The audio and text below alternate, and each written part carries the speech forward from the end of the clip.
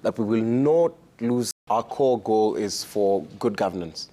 The war on graft, employment for young people, getting rid of unconstitutional places. And I've seen a lot of the media houses grossly misquote whatever this thing is by calling it anti-government protests. These are pro-good governance protests. And whatever it is that we're doing, the agitation that we are making is simply that the government does what it was mandated to do. And a lot of the times the people have asked, so what do the Gen Zs want? What is the logical conclusion? We're saying that if the political class did exactly what they are mandated to do in the Constitution, if our MPs represented us and not their own selfish interests, if the president abided by the rule of law and did not employ unconstitutional people or directed, if the whole political elite did not direct funds to unconstitutional places, we would be happy to stay home. But now it comes upon us to agitate for good governance, and today you saw the doctors occupied MOH, and these are concessions that have been made by the consistent, concerted efforts of the youth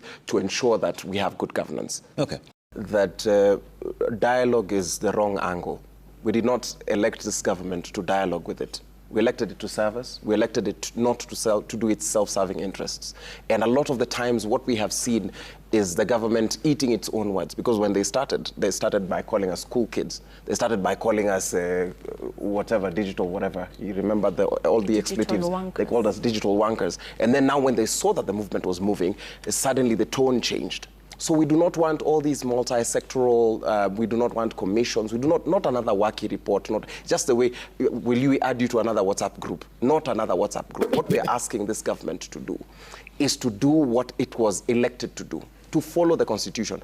In terms of pilferage, we lose about 600 billion, if we're going by losing 2 billion daily, to corruption. If we do not touch the budget alone, we could put every child into school, give them uniform, give them a square meal, using 100 billion annually. We could end hunger in the country by using 300 billion annually, just by dealing with graft. And that's why we're saying graft is an area that we are very keen on to ensure that we will not let any ministry get away with corruption, because we know once we sort out that loophole, we will get so much. And that's why we are inviting the government to sit in the discomfort. I do not know why they're doing this whole thing where now suddenly they're rushing to the X spaces, suddenly they want to engage the youth. Let them sit in that discomfort. Our president has not flown out. He has not attended church services. We've not seen all these people bossing us around and giving us sirens on the road. We've not seen that kind of lawlessness. They are now, there's a political awakening, but now they're looking at it thinking that it is just a fad. Whether or not we fall off the movement, there are other as vibrant, if not better voices that are going to come up. So that's why we're saying we are inviting them. There's not even a discomfort. If they just sat down and did what they are constitutionally mandated to do, we would not need to be in the streets. But now they have forced us to do it. No. That we will not lose any more lives. We urge the police to do its job. We cannot have the police showing up in the streets and turn a blind eye when goons are looting, but shoot people who have shown up with white handkerchiefs, roses and phones and water bottles. We reject it. And we say that we will occupy.